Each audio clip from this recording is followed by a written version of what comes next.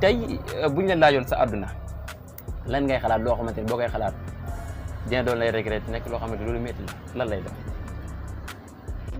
lu ma métti kay mën naan sama àdduna loolu su ma ko xalaatee moom ma gën a métti. mooy jox nit confiance dafa am koo xam ne mën naa ne sama deret la.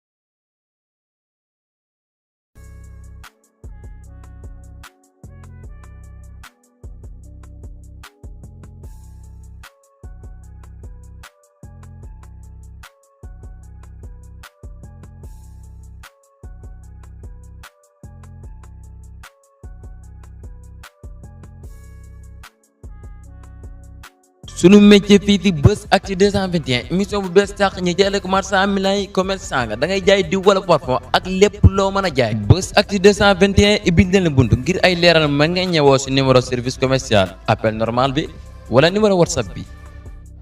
waaw asalaamaaleykum wa rahmatullah mbokku téléspectateurs yi nga xam ne yàgg ngeen di seetaan seen bi di Buzz Actu 221 comme ça su nekk ni ñu koy amalee si émission bi nga xamante ni moom moo di suñu métier tey ñu dalal suñu yaay booy boo xamante ni kenn waratul leen nga présenté ndax min ngeen ko si internet bi min ngeen ko si yenn site internet bi wala sax si télévision yi partout dans le monde la ñuy wax dañ lay bàyyi mu nuyu nga présenté téléspectateurs yi sa bopp incha allah ñu mën a door émission bi.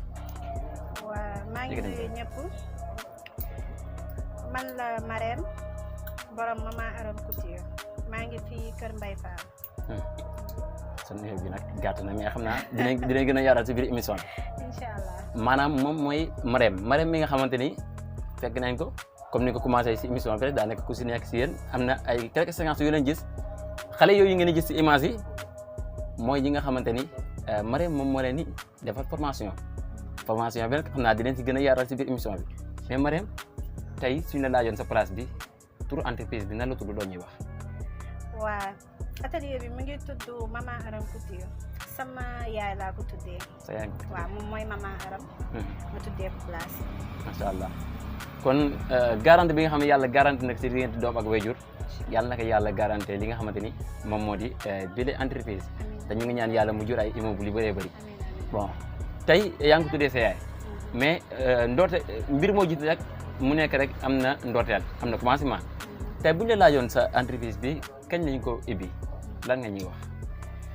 waa entreprise bi mën naa ne tey atelier bi maa ngi ko ubbi suma juumul 2019. mais nekkuma woon fii nag. nekkoon woon fii mais ba tey Kër Mbaye Fall laa nekkoon mais côté bee laa nekkoon ci cité bi. oui après nag laa jógee foofu ñëw tijji fii nii. après nga jógee foofu ñëw tijji fii mais lan mu doon rêve bi da nga rêvé woon ibbi sa place di ñëw nit ñi di la fay ba pare gars yi di ñëw di jël seen ñëw di la fay wala comme ça da nga rêvé woon ne comme li ñuy wax Sénégal ndaw ñu bëri bëri amuñu liggéey tey fekk nañ leen xale yi nga xamante ni ñoom lañ jël fii ay image mu ñi nga xamante dafa ngeen information ba tey ji am na ñu fi jot a fekk sax ay client ak ay client ak benn clientèle boo xam ne sax ñëw na pour ñawlu tey formation bi nga xam ne yaa ngi amal xale yi dafa nekkoon sa rêve wala daf la dab ak tamit lan moo la si motivé ba nga commencé di former ay xale. waaw mën naa ne formation bi nag su ma demee ba am idée boobu sam papa. waaw parce que comme ni ma koy waxee rek sam papa laay xool parce que sam papa peintre la woon. waaw am na benn tour famille boo xam ne dañ koy def famille Ndioufène.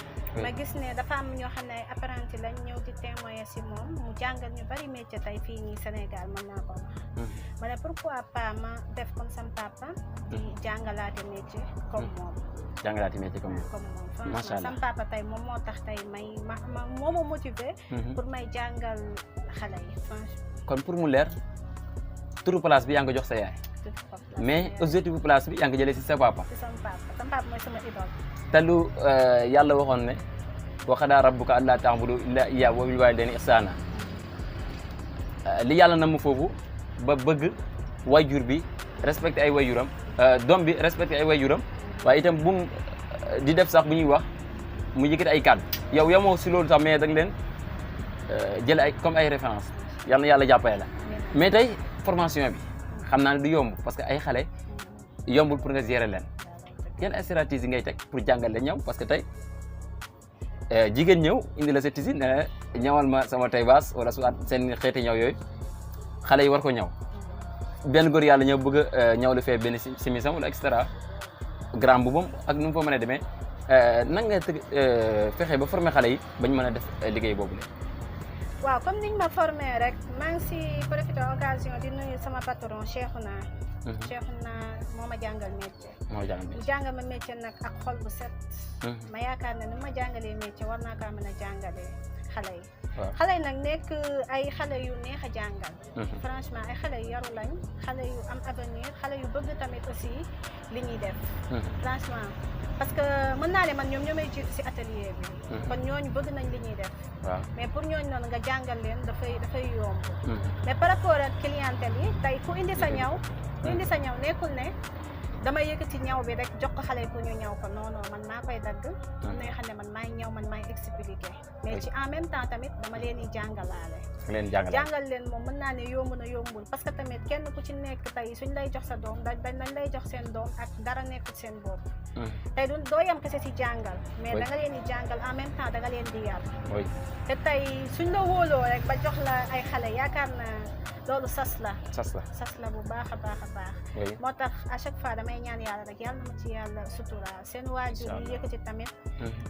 seen doom teg ko sama loxo tamit yàlla buñ ci am lenn du leen metti. amiin incha allah muy lu am solo lool waaye en tant que jigéen si jamono boo xam ne daanaka yàggul dara gis neen li xewoon Mbuur si wàllu gaal gi muy ñoo xamante ni dañoo jàpp ne si réew mi amuñ fi liggéey wala soit jiitu ñu leen jàppale pour ñu liggéey ba tax ñu jël gaal gi ne dañ dem Barça wala Barsaax comme ni ngay waxee saa su nekk si jamono boobu Maman Arame Couture n'est-ce pas moo ngi amal ay formation ngir préparer ndaw réewam ngir ëllëg ñu mën a liggéey tey est-ce que Maman Arame Couture am na ay bonne volonté yoo xam ne ñu ngi koy dimbale pour si wàllu financement wala dina am ñoo xam ne ñu ngi koy conseiller di encourager wala tamit mu ngi xaar wala bu fekkee dara amul ko. non franchement parle nag awma ñoo xam ne dañ may jàppale nag ci wàllu liggéey. mais mën naa ne am na ñoo xam ne tamit dañ may motiver di ma conseiller. oui ku mel ni première personne sax dama koy def sama yaay. dama koy def sama yaay bi ma jur parce que à chaque fois danaan ma jàppal. góor baax na jigéen baax na tamit sam papa tamit. tamit yàlla na ko yàlla xaaree àjjana moom dafa làkku. daf ma daan wax ne comme sama yaay ko waxaan ne damay mareem diw da koy ñaan wala mareem diw da kaa bëgg a takk si danaan ko Aram. fexeel ba mareem jàpp ci dëgër soog a am jëkkër. tey wax jooju noonu tey damay motiver ci lu bari su ma demee tey ba war a mën a jaar feneen sax. su ma xalaatee wax bi sama papa waxoon.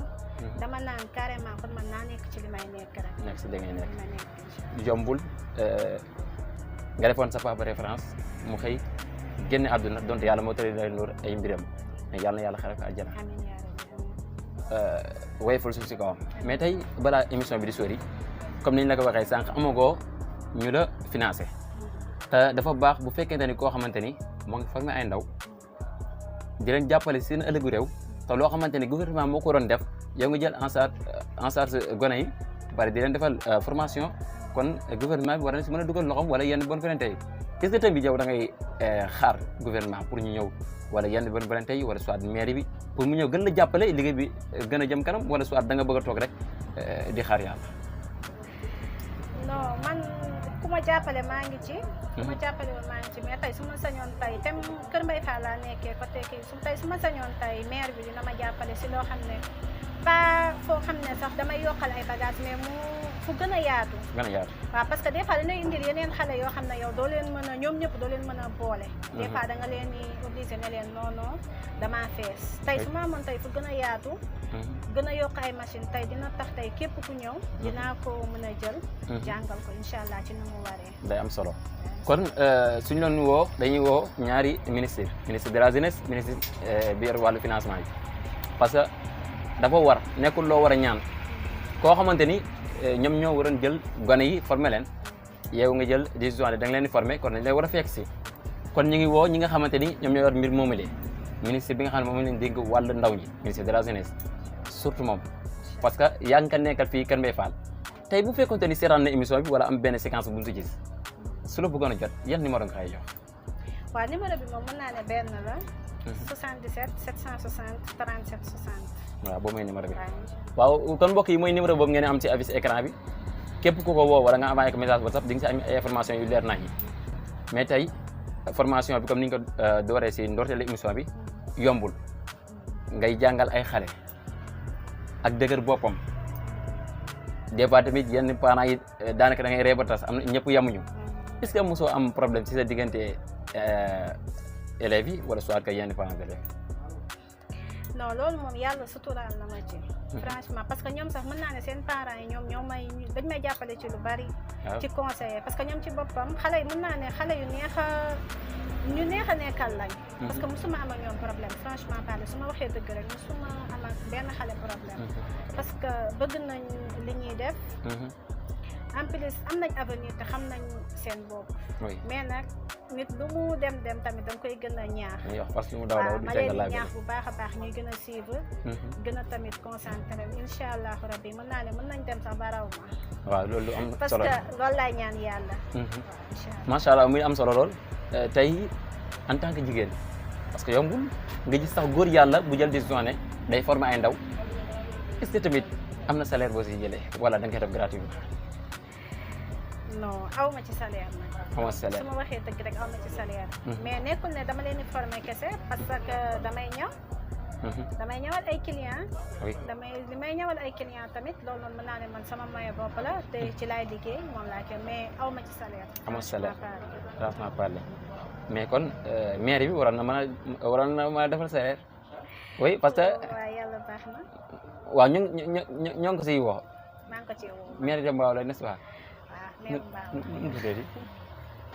Maire Mbao franchement affaire politique moom soo ma si dëkk. waaw non Maire Mbao maa ngi koy woo bu baax a baax. waaw parce que mën nga bañ a politique mais ñoom ñoo war a ñëw politique si lan parce que politique seen warul doon nga ñëw woo ndaw ñi naan ñëw leen vraiment da nga war a def sa loxo si li nga xamante ne moom mooy defar ëllëg réew mi te réew mënuñ koo wax am na développement te ndaw ñi jàppuñu si. ba ndaw ñu bëri ñoom ngay daal amul benn paa wala maire buy dugg gaal gi ndaw ñi ñooy génn yow nga téye ay ndaw fii gëm loo leen seen bopp ne ëllëg war nañ mën a toog am ay place biir Ndakaaru fii wala si biir réew mi wala bitim réew sax di ñëw mais kon gouvernement bi war na fi ñëw.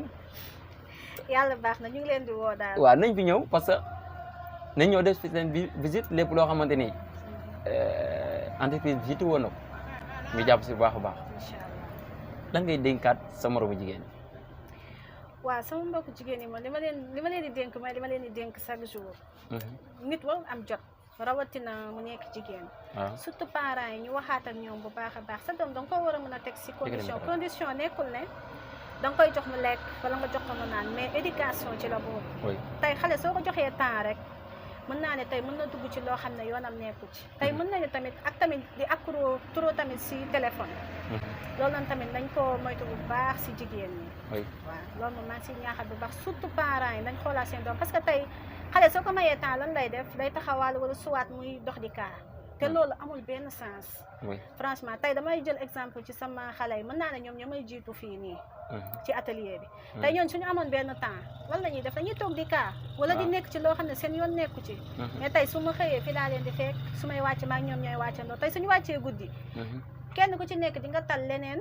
lu dul taxawaal wala leneen kenn ku ci nekk di nga sonn dem tëddi. kon nag nañ ci jàppaat bu baax a baax surtout jigéen ñi. jot baaxul ci kenn nit du am temps. dafa na anglais dañuy wax ne time is money. jeex na. kon temps kenn war ko yàq. mais dinañ puusaat ci biir waxtaan bi comme niñ passé sànq mooy place bi yaa ngi formé ndaw bi comme dañuy taxawaat foofu encore une fois mooy est-ce que tamit am na ñoo xamante jaar nañ fi ba tey ji yor nañ seen place. non am na ñu fi jaar ñëpp ba léegi fii lañ nekk ba tey fii lañ nekk di liggéey kon loolu yëpp day delluwaat si manqué moyen parce que bu fekkoonte ni am nga li nga bëgg dëgg-dëgg tey jii ñoo ngi ber seen place di liggéey. parce que tey bi ma commencé jël ay élèves yu bari bu kiiwul yàggul noonu presque ay 1 an lay war a mat rek parce que dama feebaroon ba ma tijjee place dama feebaroon après nag ma feebaree ba tane laa commencé di jël ay élèves parce que ki ma fi nekkaloon sama rakk laa fi nekkaloon ak man waaw ñoo fi nekkoon sa rakk ñoo fi nekkoon ak yow ngeen def liggéey bu am solo waaw ñuy def liggéey kon balaa ñuy continuer dañuy dem seetaan benn image boo xam ne si ñenn si élèves bi la yenn si liggéey boo xam ne doon nañ ko amal fii ñëw continuer émission bi.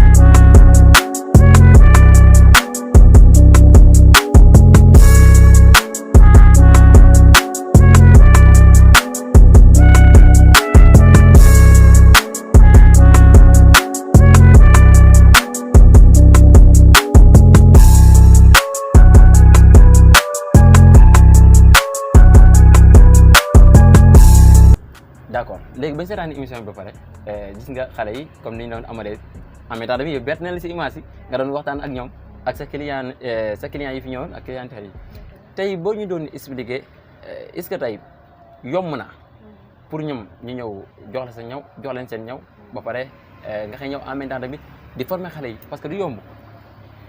waaw du yomb moom su ma waxee dëgg rek loolu du yomb. parce que wolof day faral di wax ne xel du jàpp ñaar. waaw loolu moom dëgg la mais nag yàlla nga ma ci suturaal bu baax a baax parce que client yi ñoom sooy xool mën naa ne comprendre nañ samay client dëgg-dëgg. am na ñoo xam ne client dëgg-dëgg lañ. ñoom comprendre nañ liggéey bi bu baax a baax a baax. ku ci mel ni mère Margot maa ngi koy nuyuwaat encore une fois kooku sama yaay la. bari nañ am na ñoo xam ne mën naa ne ba may apprenti lañ nekkoon samay cliente. parce que bi may nekk apprenti damaa amoon machine suñu kër. mais am na ñoo xam ne dama leen doon ñawal suñu kër mais ba tey man maa leen di ñawal. bi ma ba tey yaa leen di ñawal. waaw ñoom comprendre nañ bu ñu demee ba entreprise bi doon immeuble bu mag yaa leen di ñawal. incha allah kon yàlla na continuer. amiin yaa kon ñi ngi waxaat ñi nga xamante ni ñoom ñooy bonne volonté yi nga xamante ni yàgg na di dimbale jeunesse bi yàgg di dimbale ñi nga xamante ni ñoo ngi liggéeyal réew mi di defar seen avenir jeunesse. tey ñu fekk ki nga xamante ni suñu jigéen la suñu yaay la wala suñu tante la wala sax suñu sœur la muy former ay ndaw si biir Kër Mbaye Fall képp koo xam ne nag bëgg nga ñëw ngir soutenir ko soit da ngay indi sa ñaw pour mu ñëwal la wala sax bëgg nga ñëw pour gën a dooleel place bi ndax formation bi mu amal si ndaw ñi ñu gën a jëm kanam tey buñ leen laajoon sa àdduna lan ngay xalaat loo xamante ni boo koy xalaat dina doon lay regret nekk loo xamante loolu métti la lan lay doon. loo xam ne maa ko def wala loo xam ne dañ ma waaw soit luñ la def wala loo def maanaam am na loo xalaat si sa àdduna nga xam ne saa yu ñëwee sa xel dina nekk loo xam ne loolu métti lay doon. question nañ bàyyi mi jàll rek. bàyyi mi jàll mais lu la de. mu naan lu ma gën a métti ci sama àdduna loo xam ne su ma koy xalaat. waaw parce que des fois doomu aadama soit si jamono bi muy jàng wala mu am. comme ci xel ay mbir moo xam wàllu liggéey wala leneen ak leneen ñu travailler ko si wala mu comme par exemple nga am ko liggéeyal fii si place bi mu def loo xam ne en tout cas daal am na loo xam ne yaa ngi xalaat sa àdduna mu doon loolu métti. am na damay métti lu ma métti kañ. mën naan sama àdduna loolu su ma ko xalaatee moom ma gën a métti. mooy jox nit confiance. dafa am koo xam ne mën naa ne sama deret la. dama ko tegoon foo xam ne mën naa ne à part sama yaay moom laa ko tegoon mooy ku ma jege woon si àdduna koo xam ne jaraloon na ma lu nekk ci àdduna jaraloon na ma ko sacrifié wu naa lu nekk ndax moom dégg naa lu nekk ndax moom defal naa ko lu nekk tamit mais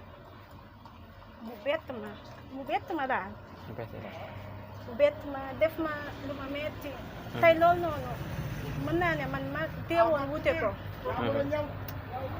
teewoon wute ko sax moo ma gënal mais yàlla dafa def ma gis ko mu def ma ko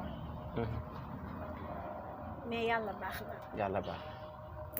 na xam nga affaire de famille dafa doy waar dafa sensible te nit su la defee rek tey nit ki la koy def jëf ji du metti mais si nit ki ki la ko def mooy metti mu def ma loo xam ne mën naa ne sama àdduna nit doo ma ne nit dina ma defati lu mettee noonu parce que jox nit confiance bëgg ko sacrifié wu ndax moom ci lépp nag mais mu wor la dafa metti si xol mais tem deret la. waaw am na xam dañ si sori dëgg la. yàlla na ko yàlla soppi. amiin ba bu mu defati kenn lu metti ci barke Seydi Aboubacar. macha allah kon daa mel ni ñoo bokk suñu góor gi.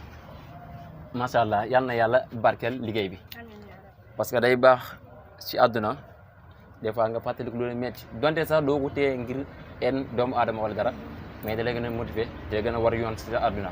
waaw mën naa ne tey loolu noonu tax na tey ma xam bu baax fu may teg sama tànk tey loolu tax na pour ma am ci nit confiance yombatul wallaahi wala si pour ma gis nit rek am ci moom confiance yombatul parce que loo xam ne deret moo la ko def kon keneen ku def waaw du la jaaxal moo tax moytu rek àdduna nañ moytu rek nañ moytu yàlla baax te xam fu ñu yem yàlla baax na yàlla baax yàlla na yàlla continuer di suturaal doomu aadama yi gën di ñu dimbale jàll nga si naqar te dañ ne naqar boo nekk rek am na bànneex lan ngay xalaat sa àdduna loo xam ne boo ko xalaatee di nga kontaan waaw loo xam ne boo toogee xalaat ko rek di nga am plaisir kontaan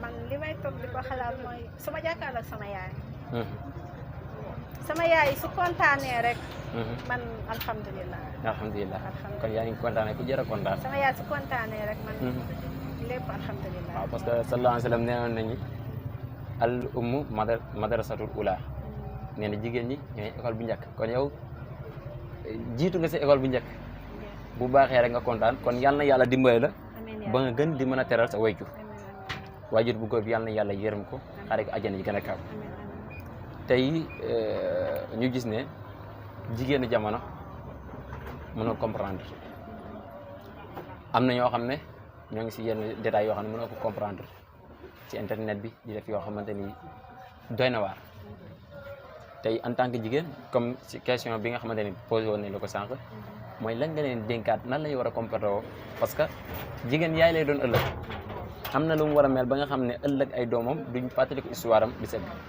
lan nga leen di dénk. waaw jigéen moom mën naa ne jigéen mooy yaay. jigéen mooy lépp. kon nañ delloo si waat suñu xel bu baax a baax a baax a baax. surtout tamit mën naa ne lu bari tamit tey suy am tey ñàkk liggéey tamit day joué ci lu bari. day joué ci lu bari parce que tey nit soo amee benn jot rek. tey lu bari dañ ciy dugg. dëgg la surtout tamit damay dellu si waat rek si parents yi. parents yi lépp parents yi la. nañ ciy jàpp bu baax a baax a baax. waaw mais léegi parents yi da ngay gis koo xam ne yaa ngi yor sa doom si biir kër gi léegi yaa ngi koy tere pour mu génn dem def loo xamante ni day xaw a doy waar mais ñu koy yàq si biir kër gi lañ koy fekk si internet bi. waaw loolu moom dëgg la mais nag mën naa ne lépp éducation la parce que tey internet mën na yàq de mais tamit tey am na nooy mel internet du la mës a yàq.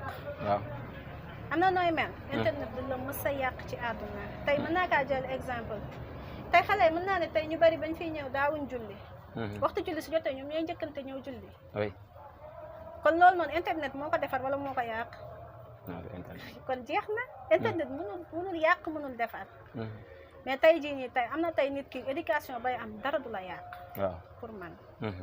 éducation bay am dara du la yàq kon ku nekk da nga war a am loo xamante ni moom moo lay encouragé di la teg si yoon saa su nekk moo xam yaay lay doon moo xam papa moo xam mag moo xam rakk et cetera moo xam xarit daanaka lu des si temps bëreetul bu fekkente ni am nga kàddu yoo xam ne bëgg nga ko jàllale soit ay conseil lay doon wala balaa ñuy continuer sax dinañ ñëw si wàllu ñaw bi parce que tey ñoo ngi gis monde bi moo ngi gën a jëm kanam est-ce que tey bu ñu bëggoon a xam Mama Arame Couture dina ñaw ay tenue africain oui ou non. non Mama Arame Couture moom bàyyiwul dara.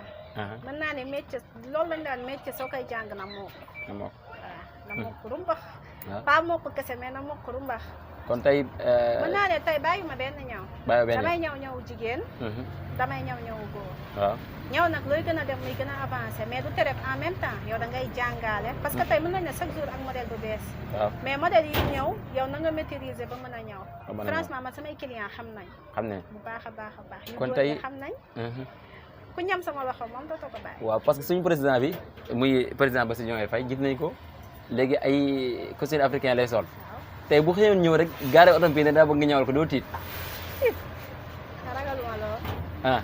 En tant que président ñëw gaare otom bi ne daa bëgg nga ñawal. mais ma ñëwal ko li may ñëwal client yi te day apprécier. kon métier bi moo ko te en même temps tamit ñu fi jot a jaar kontaan leen. rumbax la def mokkul kese. macha allah muy am solo la.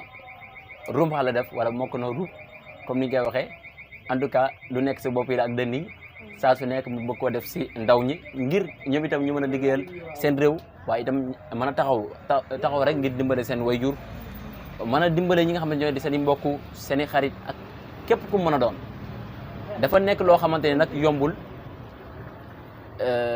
jigéen di ko def góor sax yombul nga gis ko pour mu defal nit formation gratuite parce que man mi waxee xam naa ma ne wax bu baax a baax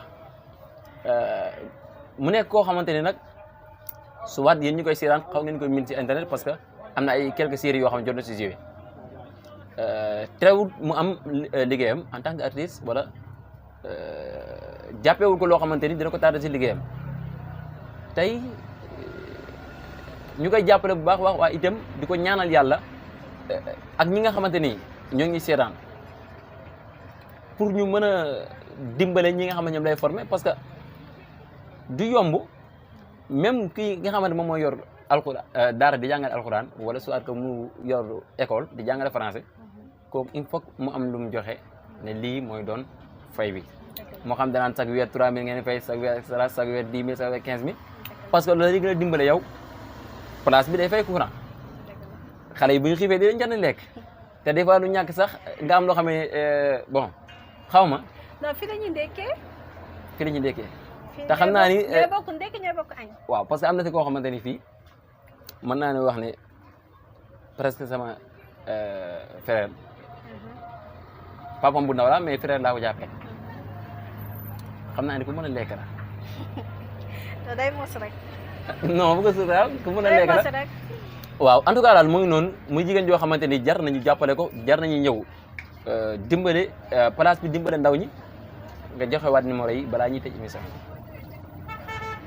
waaw numéro bi moom benn la comme ni ma ko waxee woon sànq 77 760 37 60. numéro boobu mu joxe mooy numéro bi nga xamante ni képp koo xamante ni bëgg nga si jot ak numéro fixe boobu ngeen di gis si affiche écran bi képp ku si woote di nga jot wala nga jot kenn si ay ndawam tey balaa ñuy tëj émission bi lan mooy doon sa dernier kàddu. waaw balaa maa tëj nag damay nuyuwaat waa Samkeej Samkeej mooy sama dëkk. damay nuyu waa Samkeej. waa Géera waa Ndayaan sama dëkku yaay. Popenguine waa Diass tamit maa ngi leen di nuyu bu baax a baax Pikine. maa ngi leen di nuyu Pikine bi nga xam ne fa laa juddoo fa laa yaroo. kon Pikine nga dëkk. Pikine laa juddoo. ginnaaw raay. booy ginnaaw raay laa. kon dina wax si Pikine bi. waaw booy ginnaaw raay laa maa ngi nuyu tamit waa Zang Mbaaw. bi nga xam ne fa laa màggee fa laa jàngee métier. di nuyu tamit waa Kër Mbaye Fall. parce que Kër Mbaye Fall dama fee ñëw ñu def ma comme seen doom. comme fi laa juddoo franchement parle ñu nekk ay nit ñu baax nit ñu yaatu nit ñu bëgg nit ñu ma bëgg tamit maa ngi nuyu waa Kër Mbaye Fall bu baax a baax a baax di nuyu tamit sama apprenti yi ci mel ne Mamour Diarra Safa Ami ñoom ñëpp daal ak Mbène mën naa ne su ma limee damay juum tamit daam tamit maa ngi koy nuyu bu baax a baax a baax maa ngi leen nuyu baax di nuyu tamit sunu waa kër di nuyu sama famille tamit maa leen di nuyu bu baax a baax di nuyu waat sama yaay mama Aram di nuyu famille Ndioufène famille Cissène di nuyu tamit waa Kër Mbaye Fall ba ma fi ñëwee waa famille Koli chaque jour duma leen fàtte ñooñu laa fi njëkk a xam parce que tamit gis nit rek ñëw def ko comme sa doom du yombul te waa famille Koli dañ ma kaa def waaw maa ngi leen di nuyu waat bu baax di nuyu Zak tamit maa ngi koy nuyu bu baax kooku sama jumeau la mën naa ne nit ku ma def comme sœuram bu mbokkal mbay ak baay maa ngi koy nuyu moom tamit bu baax a baax maa ngi nuyu Khady di nuyu tamit waa Jumenga waaw ay dëkkandoo yu baax lañ mën naa ne léegi waa Ténéré bi ñooy sama dëkkandoo maa leen di nuyu waat bu baax a baax Khady sama cousine maa ngi koy nuyu. mais xanaa waaw nuyul ba pare. mère Margot. kooku yaay la ci man du ma ko mës a fàtte maa ngi koy nuyu tamit bu baax a baax a baax. di ñaan tamit képp koo xam ne tamit mu ngi seetaan émission bi mu ñaanal ma sama yaay. yàlla may ko gudd fan. amiin Mama Aram yàlla na la yàlla may gudd fan. amiin yàlla na la yàlla may gudd fan. sama yaay la. sama àdduna la. parce que man damay benn doom ci moom. benn doom kese laa. aw ma mag aw ma rak. sama yaay mooy sama àdduna. mooy sama wéeruwaay. dëgg la mooy sama lépp. sama yaay maa ngi ñaan képp kuy seetaan émission bi ñaanalal ma ko wér. ak gudd fan. moo jàppale nag. macha allah te moo bëgg doomam. yàlla ko yàlla may gudd fan. kon ñuy seetaan Buzz Actu 221 si émission bii nga xamante ni moom moo di émission suñu métier. ñoo leen si commentaire yi ngeen bind Mama Aram yàlla na yàlla may ko mu gudd fan. bind leen loolu si commentaire yi te képp ku ko bind nag képp koo xam ne am na loo ko ñaanal daal te j'aime yi ñi nga xam ne ñoom ñooy lire commentaire yi di j'aime ku ëppale j'aime di nga am cadeau boo xam ne Buzz Actu la ko jox. Mama Aram sax tamit da lay jox cadeau. kon ñaari cadeau ngeen am ñaan leen ngeen commentaire j'aime partagé waaye itam abonné saa su nekk comme ni nga amalee si émission bi nga xamante moom moo di émission suñu métier tey ñu ñëwoon si maman Arame Couture ki nga xam ne moom moo jël place bi tuddee ko yaayam ba pare mu roy ki nga xamante ni moom moo di papam si li nga xamante daan na ko formé ay ndaw. waaw papa Ismaïla. papa Ismaïla. papa Ismaïla.